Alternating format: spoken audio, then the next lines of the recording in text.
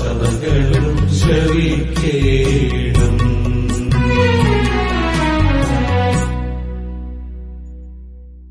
ഒന്നാമത് ദൈവവുമായിട്ടുള്ള നിങ്ങളുടെ റിലേഷൻ ഞാൻ കേട്ടു. You have faith in Jesus Christ. രണ്ടാമത് ആ ഫെയ്ത്ത് ഇൻഡിവിജ്വലായിട്ട് ഓരോരുത്തർക്കുള്ള തന്നെയല്ല, നിങ്ങൾക്ക് വിശുദ്ധന്മാരോടുള്ള സ്നേഹം. രണ്ടും ഞാൻ കേട്ടു. രണ്ടും കൂടെ കേട്ട് കഴിഞ്ഞപ്പോൾ എനിക്ക് മനസ്സിലായി എന്താണ്, നിങ്ങളെ ശരിക്കും പറഞ്ഞു കഴിഞ്ഞാൽ ഓർത്ത് കർത്താവിന് സ്തോത്രം ചെയ്യണം. കാര്യം നിങ്ങളുടെ റിലേഷൻ തന്നെ എന്തുണ്ട്, you have relation with God and also you have relation with people or the saints. അപ്പോൾ അതുകൊണ്ടാണ് നമ്മൾ പഠിച്ചുകൊണ്ടിരിക്കുന്ന കാര്യത്തിൻ്റെ ഒരു പ്രധാനപ്പെട്ട കാര്യമാണ് എന്ത്, നമുക്ക് റിലേഷൻ എങ്ങോട്ടൊക്കെ വേണം. ഒന്ന്, പിതാവും നമ്മളും അല്ലെങ്കിൽ ദൈവവും നമ്മളും തമ്മിലുള്ള ബന്ധം, മറ്റുള്ളവരുമായുള്ള വിശ്വാസികളുമായിട്ടുള്ള വിശുദ്ധന്മാരുമായിട്ടുള്ള ബന്ധം. അങ്ങനെ നിങ്ങളെക്കുറിച്ച് കേട്ടതുകൊണ്ട് ഞാൻ എന്ത് ചെയ്യുന്നു, ഞാൻ നിങ്ങൾക്ക് വേണ്ടി പ്രാർത്ഥിക്കുന്നു. പ്രാർത്ഥിക്കുന്ന എന്താണ്, നിങ്ങളെക്കുറിച്ചുള്ള ദൈവത്തിൻ്റെ വിളിയാലുള്ള ആശ ഇന്നതെന്ന് നിങ്ങൾ തിരിച്ചറിയണം.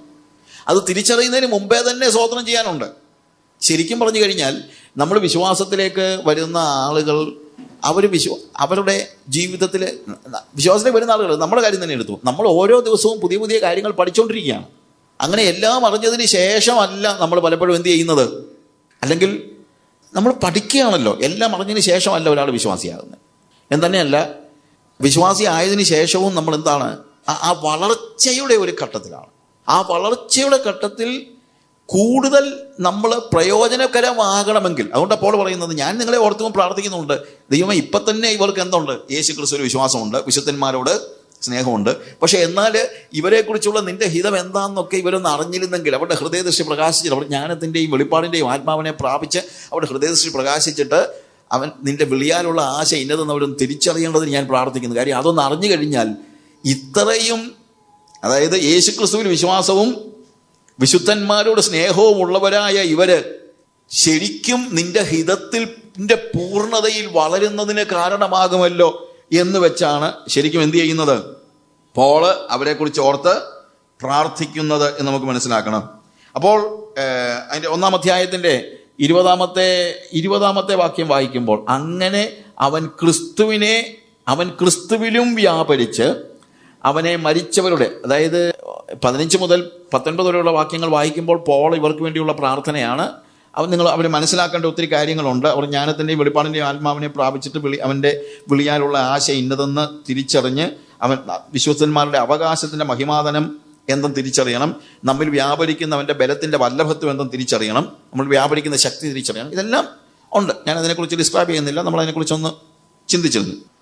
അതിനെക്കുറിച്ച് കൂടുതൽ നമ്മൾ പഠിക്കുന്നില്ല. നിങ്ങളൊന്ന് വായിച്ചാൽ മനസ്സിലാകും എന്തൊക്കെ രീതിയിലാണ് നമ്മുടെ വളർച്ച ഉണ്ടാകേണ്ടതെന്ന്.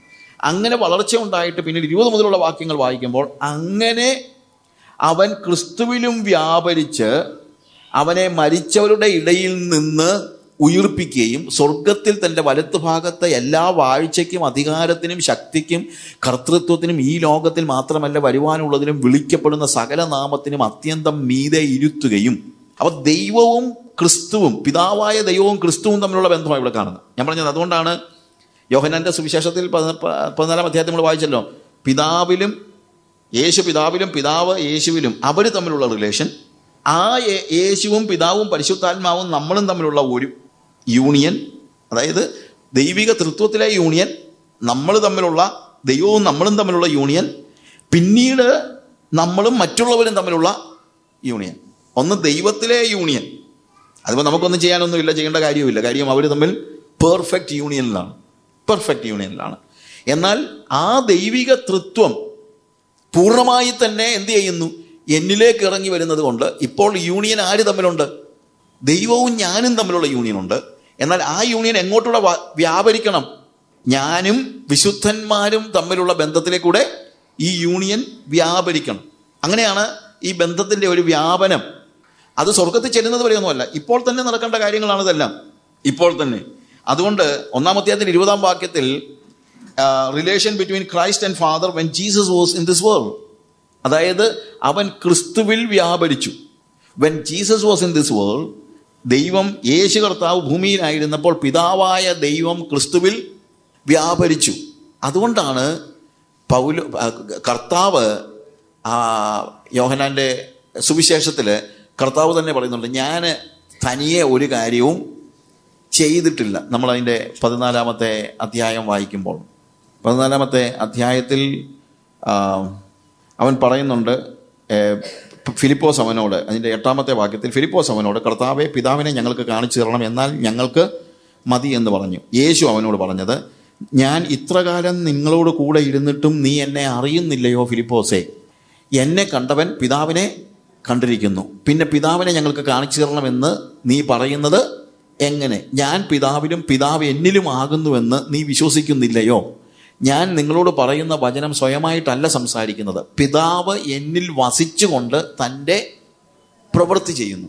അപ്പോൾ യേശു കർത്താവ് ഭൂമിയിലായിരുന്നപ്പോൾ പിതാവ് അവനിൽ വ്യാപരിക്കുകയായിരുന്നു. അതുകൊണ്ട് എന്താ കർത്താവ് പറയുന്നത്? ഞാൻ സ്വയമായിട്ടൊന്നും ചെയ്തിട്ടില്ല, എന്നെ കണ്ടവൻ പിതാവിനെ കണ്ടിരിക്കുന്നു. ഞാൻ പിതാവും പിതാവ് എന്നിലും ആകുന്നു എന്ന് നീ എന്താ വിശ്വസിക്കാത്തത്?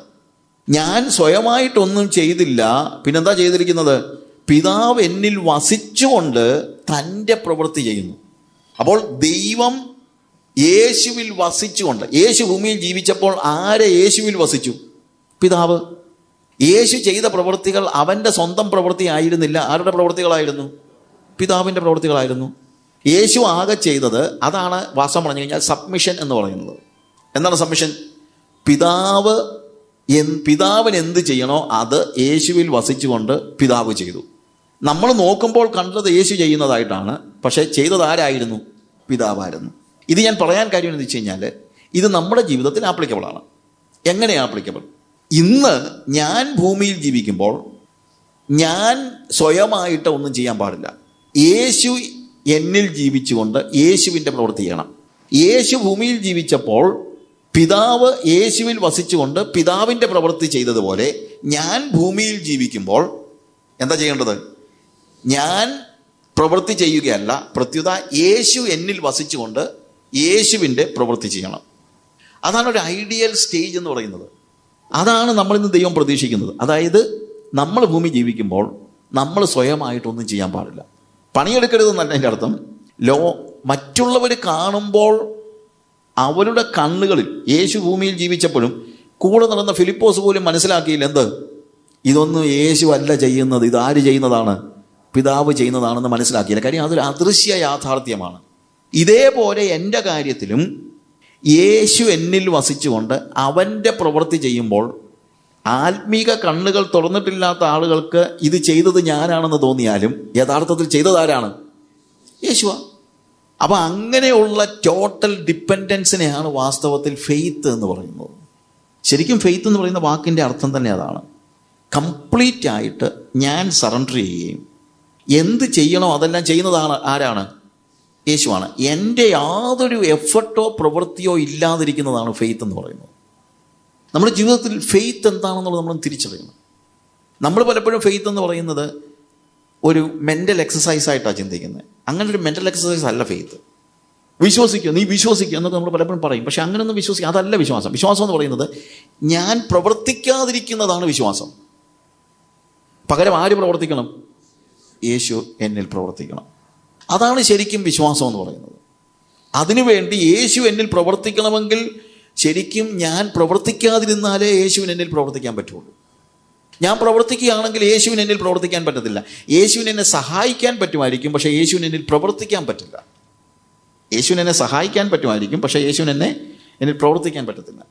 ഞാൻ ആഫ്രിക്കയിൽ ഒരിക്കൽ ഈ ബിസിനസ്മെൻ ഫെലോഷിപ്പിൻ്റെ ഒരു മീറ്റിങ്ങിന് അവരെന്നെ വിളിച്ചു കഴിഞ്ഞപ്പോഴത്തേക്ക് so I was talking to them. അവർ ഈ വലിയ ഫെയ്ത്ത് എന്നൊക്കെ പറഞ്ഞുകൊണ്ട് നടക്കുന്ന പാർട്ടികളാണ്. By faith you can win in your business, by faith if you do business. എല്ലാം ബിസിനസ്സിനകത്ത് വിശ്വാസത്താൽ നിങ്ങളുടെ ബിസിനസ്സിനെ നിങ്ങൾക്ക് വളർത്താൻ പറ്റും. ഇതൊക്കെയാണ് അവർ പറയുന്നതല്ല. ഇത് കേട്ടിട്ട് എനിക്ക് മടുത്ത് എന്നെ പ്രസംഗിക്കാൻ വിളിച്ചതാണ്. ആദ്യം ഇവരെല്ലാം ഒന്ന് സാക്ഷി പറയുന്നതാണ്, ഞാൻ വിശ്വാസത്താൽ എൻ്റെ ബിസിനസ് വളർത്തി, ഞാൻ വിശ്വാസത്താൽ. ഞാൻ കുറച്ച് കഴിഞ്ഞ് എൻ്റെ സമയമായപ്പോൾ I was their guest speaker. ഞാൻ പറഞ്ഞു, നിങ്ങളിത് ഞാൻ വന്നപ്പോൾ തൊട്ട് കേൾക്കുന്നുണ്ട്, നിങ്ങൾ വിശ്വാസത്താൽ ബിസിനസ് വളർത്തി, നിങ്ങൾ വിശ്വാസത്താൽ അത് ചെയ്തു, ഇത് ചെയ്തു എന്നൊക്കെ. എൻ്റെ പ്രിയമുള്ളവരെ, ഇതെല്ലാം ചെയ്തത് നിങ്ങളാണെന്നാണ് എനിക്കിപ്പോൾ മനസ്സിലായത്. ഇതാരും ചെയ്തത് ആരല്ല? യേശു അല്ല. പറഞ്ഞല്ല എന്താണ്? ഞാൻ ബിസിനസ് ചെയ്തുകൊണ്ടിരുന്നപ്പോൾ ഞാൻ പ്രാർത്ഥിച്ചു, വിശ്വാസത്താൽ എൻ്റെ ബിസിനസ് വളർത്തി. വിശ്വാസത്താൽ എനിക്ക് എൻ്റെ ബിസിനസ് വളർത്താൻ പറ്റില്ല. വിശ്വാസത്താൽ ആകെ എനിക്ക് ചെയ്യാൻ പറ്റുന്നത് ഞാൻ ബിസിനസ് ചെയ്യാതിരിക്കാവുന്നുള്ളതേ ഉള്ളൂ. ആര് ചെയ്യണം? യേശു ചെയ്യണം. ബിസിനസ് യേശു ചെയ്യണമെന്നേ. ഞാൻ പറഞ്ഞ മനസ്സിലായോ? എന്നിട്ട് ഞാൻ അവരോട് പറഞ്ഞൊരു ഉദാഹരണമുണ്ട്. ഫെയ്ത്ത് എന്ന് പറയുന്നത് നമ്മൾ രണ്ട് രീതിയിൽ ഒരു പക്ഷേ നമുക്ക് മനസ്സിലാകാൻ വേണ്ടി പറയാം. ഒന്ന്, എനിക്ക് നടക്കാൻ ബുദ്ധിമുട്ടുണ്ടെങ്കിൽ ഞാൻ ദൈവത്തോട് പറയുന്നു, കർത്താവേ എനിക്ക് അവിടം വരെ പോകണം, പക്ഷേ എനിക്ക് നടക്കാൻ ബുദ്ധിമുട്ടാണ്, അതുകൊണ്ട് നീ ഒരു വാക്കിംഗ് സ്റ്റിക്കായിട്ട്. ശരിക്കും പലരുടെയും ജീവിതത്തിൽ യേശു ഒരു വാക്കിംഗ് സ്റ്റിക്കാണ്. അപ്പോൾ വാക്കിംഗ് സ്റ്റിക്ക് എന്താ ചെയ്യുന്നത്? നമ്മളൊരു ഊന്നുവടി ഉണ്ടെങ്കിൽ ആ ഊന്നുവടി കുത്തി നമ്മൾ അവിടം വരെ നടക്കുന്നു. അപ്പോൾ ഈ ഊന്നുവടി ഇല്ലെങ്കിൽ ഒരു പക്ഷേ അവനോട് ചെല്ലാൻ ബുദ്ധിമുട്ടാണ്, ഇല്ലെന്ന് ഞാൻ പറയുന്നില്ല. അപ്പോൾ ഈ ഊന്നുവടി എനിക്കൊരു സഹായമായി തീരുന്നു. പക്ഷെ ഒരു കാര്യമുണ്ട്, ഡെസ്റ്റിനേഷൻ എൻ്റെയാ. ഊന്നുവടിയല്ല ചിന്തിച്ചത്, തീരുമാനിച്ചത് എങ്ങോട്ടാണ് പോകേണ്ടതെന്നുള്ളത്. എവിടെ പോകണമെന്നുള്ളത് തീരുമാനിച്ചത് എൻ്റെ വഴി, അതായത് ഡെസ്റ്റിനേഷൻ എൻ്റെയാണ്, ലക്ഷ്യം എൻ്റെയാണ്, നടപ്പും എൻ്റെയാണ്. പിന്നെ ആകെപ്പാടെ ഈ ഊന്നുവടി ചെയ്തത് എന്താണ്? എന്നെ കുറച്ച് സഹായിച്ചു. ഇതിനെയാണ് നമ്മൾ ഫെയ്ത്ത് എന്ന് ശരിക്കും പറയുന്നത്. ഞാനിവിടെ പറഞ്ഞ കാര്യമാണ്, നിങ്ങൾ ബിസിനസ്സിലെല്ലാം നിങ്ങൾ പറയും നിങ്ങൾക്ക് യേശു ഒരു ഊന്നുവടിയായിരുന്നു, നിങ്ങൾക്ക് തന്നെ പോകാൻ പറ്റത്തില്ല, പ്രയാസമാണെന്ന് നിങ്ങൾക്ക് തോന്നിയപ്പം നിങ്ങൾ നടന്നു, പക്ഷേ താഴെ വീണ് പോകാതിരിക്കാൻ ഒരു ഊന്നുവടി. പക്ഷെ ഞാൻ പറഞ്ഞു ഫെയ്ത്ത് അതല്ല. ഫെയ്ത്ത് എന്ന് പറയുന്നത് ഒരു സ്ട്രെച്ചറെ കയറി കിടക്കുന്നത് പോലെ. ഒരു ചെറിയ ഉദാഹരണം ഞാൻ പറഞ്ഞതാ, അതിൻ്റെ പെർഫെക്റ്റ് ഉദാഹരണമൊന്നുമല്ല, പക്ഷെ പെർഫെക്റ്റ് ഉദാഹരണം ഇതാണ്. സ്ട്രെച്ചറെ കിടന്നു കഴിഞ്ഞാൽ ഈ സ്ട്രെച്ചർ ഉന്തിക്കൊണ്ട് പോകുന്നവനായി എവിടെ പോകണമെന്ന് തീരുമാനിക്കുന്നു. ഇവൻ ആകെപ്പാടെ എന്താ ചെയ്യുന്നുള്ളൂ? കിടക്കുന്നതേ ഉള്ളൂ. ഇവൻ എങ്ങോട്ട് പോകണമെന്നുള്ളത് തീരുമാനിക്കുന്നതും സ്ട്രെച്ചർ ഉന്തുന്നവനാണ്, കൊണ്ടുപോകുന്നതും സ്ട്രെച്ചർ ഉന്തുന്നവനാണ്. അവൻ പോയില്ല, ഡെസ്റ്റിനേഷൻ അവൻ്റെ അല്ല, വഴി അവൻ്റെ അല്ല, ഒന്നുമല്ല. ഇവൻ ആകെപ്പാടെ എന്താ ചെയ്തുള്ളൂ? കിടന്നു. അതാണ് ശരിക്കും ഫെയ്ത്ത് എന്ന് പറയുന്നത്. ഫെയ്ത്ത് എന്ന് പറയുന്നത് നമ്മൾ ടോട്ടലി നമ്മുടെ പ്രവൃത്തി ഇല്ലാതെയാക്കുന്നതാണ്. പ്രവൃത്തി എന്ന് ഉദ്ദേശിക്കുന്നത് നമ്മളുടെ ഡിസിഷൻ മേക്കിങ്ങും അതുപോലെ നമ്മുടെ ഇച്ഛാശക്തിയും അങ്ങനെയുള്ള കാര്യങ്ങളാണ്. അല്ലാതെ പ്രവൃത്തി എന്ന് പറയുന്നത് കയ്യും കാലും വർക്ക് ചെയ്യത്തില്ലെന്നല്ല അതിൻ്റെ അർത്ഥം. യേശു പറഞ്ഞതെന്താണ്? യേശു പറഞ്ഞു പിതാവ് എന്നിൽ വസിച്ചുകൊണ്ട് അവൻ്റെ പ്രവൃത്തി ചെയ്യുന്നു. പക്ഷേ അതൊരു അദൃശ്യ യാഥാർത്ഥ്യമാണ്, ദൃശ്യ യാഥാർത്ഥ്യമല്ല. ആണോ? ആരും കണ്ടില്ല. ഫിലിപ്പോസ് കണ്ടില്ലല്ലോ. കൂടെ നടന്ന ശിഷ്യനായ ഫിലിപ്പോസ് കണ്ടില്ല പിതാവ് പ്രവർത്തിക്കുന്നത്. അവൻ നോക്കിയപ്പോൾ പ്രവർത്തിച്ചതാരാ? യേശു. പക്ഷെ യഥാർത്ഥത്തിൽ കർത്താവ് പറഞ്ഞു ഞാൻ പ്രവർത്തിച്ചില്ല. ആരാ പ്രവർത്തിച്ചത്? പിതാവ് എന്നിൽ വസിച്ചുകൊണ്ട് അവൻ്റെ പ്രവൃത്തി ചെയ്യുന്നു. That is faith. ഇവിടെ ഇതേപോലെ തന്നെ എനിക്ക് ചെയ്യാൻ പറ്റുന്നത്, എൻ്റെ കൈയൊക്കെ വർക്ക് ചെയ്യുന്നുണ്ടായിരിക്കും, എൻ്റെ കാല് വർക്ക് ചെയ്യുന്നുണ്ടായിരിക്കും, ഞാൻ നടക്കുന്നുണ്ടായിരിക്കും, ഞാൻ പണിയെടുക്കുന്നുണ്ടായിരിക്കും, ഞാൻ എഴുതുന്നുണ്ടായിരിക്കും, ഞാൻ പ്രസംഗിക്കുന്നുണ്ടായിരിക്കും, അല്ലെങ്കിൽ ഞാൻ അടുക്കളയിൽ പണിയെടുക്കുക, അല്ലെങ്കിൽ എന്തോ ആയിക്കോട്ടെ, ഓഫീസിൽ ജോലി ചെയ്യുന്നുണ്ടായിരിക്കും, എന്തോ ആയിക്കോട്ടെ. പക്ഷേ യഥാർത്ഥത്തിൽ ഞാൻ ചെയ്യുന്നത് എന്താണെന്നറിയാമോ?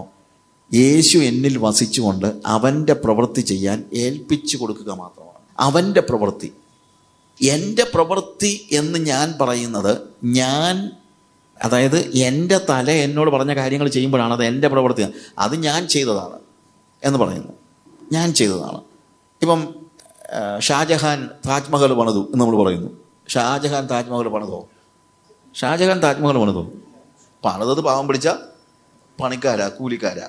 പക്ഷേ നമ്മൾ പറയുന്നത് കൂലിക്കാർ താജ്മഹൽ പണിതെന്നല്ല. ആണോ? ആര് പണിതെന്നാണ് പറയുന്നത്? ഷാജഹാൻ താജ്മഹൽ പണിത്. ഷാജഹാനൊന്നും പണിതൊന്നുമില്ല. പക്ഷേ അത് ടോട്ടലി ആരുടെ പ്ലാനാണ്? ഷാജഹാൻ്റെ ആണ്. അതിനകത്ത് തൊഴിലാളിക്ക് ഉള്ള പങ്കെന്ന് പറഞ്ഞാൽ ഷാജഹാൻ്റെ ആ പദ്ധതി അവർ എന്ത് ചെയ്തെന്നുള്ളതേ ഉള്ളൂ. ദൃശ്യമായി പ്രവൃത്തി പദത്തിൽ കൊണ്ടുവന്നു എന്ന് മാത്രമേ ഉള്ളൂ. ഞാൻ മുമ്പേ പറഞ്ഞ ഒരു ഉദാഹരണം പെർഫെക്റ്റ് അല്ല, പക്ഷേ അതുപോലെ എന്ന് പറയുന്നില്ല. ഏറ്റവും കുറഞ്ഞത് പറഞ്ഞു കഴിഞ്ഞാൽ, ഞാനൊരു കാര്യം ചെയ്യുമ്പോൾ എനിക്ക് മനസ്സിലാക്കാൻ പറ്റുന്ന കാര്യം, ഈ താജ്മഹൽ പണിയുമ്പോഴത്തേക്ക് പണിതുകൊണ്ടിരിക്കുന്നവന് ഒരു ഓൾട്ടറേഷൻ വരുത്താൻ പറ്റത്തില്ല. കാര്യം ഇതിൻ്റെ മാസ്റ്റർ പ്ലാൻ ആരുടെയാണോ അതിനും അപ്പുറത്തോളം ഇപ്പുറത്തോളം മാറ്റാനായിട്ട് അവന് പറ്റത്തില്ല. കാര്യം അവൻ്റെ അല്ല പണി. ആരുടെ പണിയാണ്? അത് ഡിസൈൻ ചെയ്ത മാസ്റ്റർ ബിൽഡറുടെ പണി, അവൻ്റെ ആണ് ഡിസൈൻ. ഇതേപോലെ എൻ്റെ ജീവിതത്തിൽ ദൈവം എന്നെ കൊണ്ട് ചെയ്യിക്കുന്ന കാര്യങ്ങൾ ഞാൻ നിന്നു കൊടുക്കുന്നതല്ലാതെ അവിടെയാണ്. അതായത് യേശു നടന്നു, യേശു പ്രസംഗിച്ചു, യേശു രോഗികളെ സൗഖ്യമാക്കി. യേശു എന്താ ചെയ്യാതിരുന്നത്? He was doing everything in the seen world, but in the unseen world it was not Jesus, rather it was the father god. അതാണ് കർത്താവ് പറയുന്നത്. ഇതേപോലെ തന്നെ ഞാനിപ്പോൾ പ്രസംഗിക്കുന്നു. പക്ഷെ ഞാൻ പ്രസംഗിക്കുമ്പോൾ എനിക്ക് തോന്നുന്നത് പ്രസംഗിച്ചാൽ എൻ്റെ പ്രസംഗമാണ്. ഞാൻ പറഞ്ഞതിൻ്റെ വ്യത്യാസം മനസ്സിലാക്കണം. ഞാൻ പ്രസംഗിക്കുമ്പോൾ എനിക്ക് ചെയ്യാൻ പറ്റുന്ന കാര്യം ഞാൻ പ്രസംഗിക്കാതിരിക്കുക എന്നുള്ളതാണ് എനിക്ക് ചെയ്യാൻ പറ്റുന്ന കാര്യം. പകരം ആര് പ്രസംഗിക്കണം? യേശു പ്രസംഗിക്കണം. യേശു പ്രസംഗിക്കണമെങ്കിൽ ഞാൻ പ്രസംഗിക്കാൻ പാടില്ല.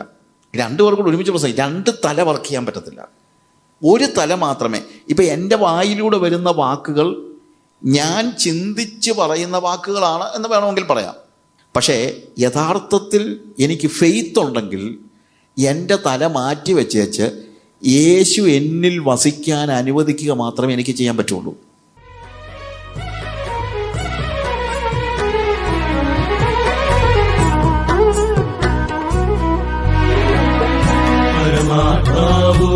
ചെയ്യും മൊഴിയെല്ലാ സഭകളും ശ്രവിക്കേണം.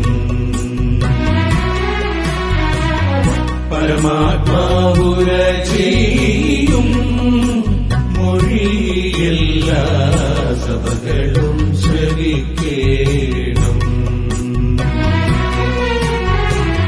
സ്ഥിരനാം സാക്ഷിയും വിശ്വസ്തനുമായി സൃഷ്ടിയിന്നാദ്യ നിലലഭിച്ചൊരു വിമലനോദിന മൊഴി ധരിക്കുകിൽ ശുഭമെഴും തവ. പരമാത്മാവുര ചെയ്യും മൊഴിയെല്ലാ സഭകളും ശ്രവിക്കേണം.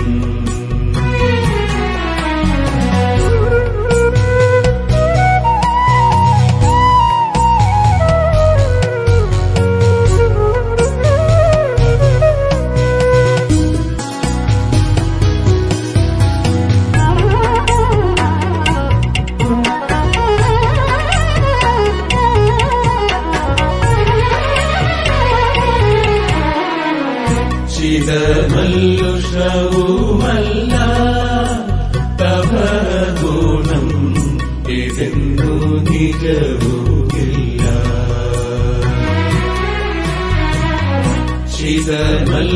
ശിതമല്ലുഷവുമല്ല തവ ഗുണം ഇതെന്നു നിജവുമില്ല.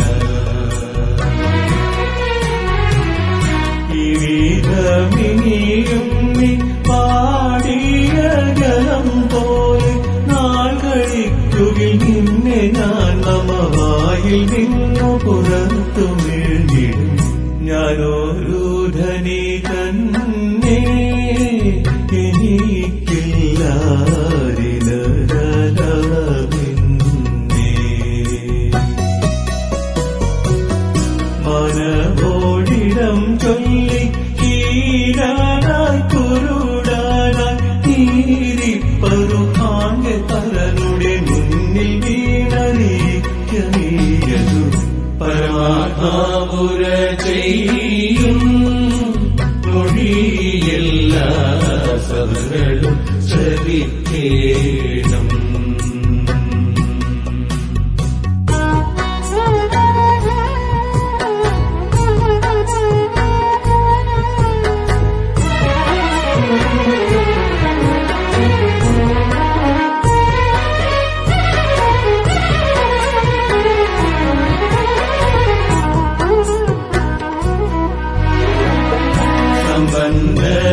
സമ്പന്നനാവതിയുണ്ട് തനി തങ്കം വെൺവസ്ത്രം ധരിപ്പാനുണ്ട്.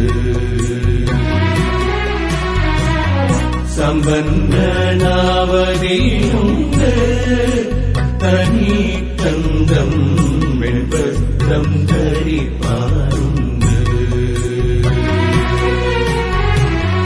നിൻ കണ്ടു തെളിയുവാൻ ഏവവും വിലയ്ക്കുണ്ട്. വന്നു വാങ്ങുക ശിക്ഷയാത്രിയെന്നാലെ ഞാനുണർത്തുന്നിതരികനി. മനസാന്തരപ്പെടുക എനിവോടു മനസം തുറന്നിടുക. വരിലീകം നിന്നു മുട്ടുണ്ടായതു കേട്ടു. യാതൊരു നരം തുറന്നു തരികില. ബോധനോടു ഞാൻ തിരുന്നു കഴിഞ്ഞിടും. ആകുല ചെയ്യും മൊഴിയെല്ലാ സഭകളും ശ്രവിക്കേണം.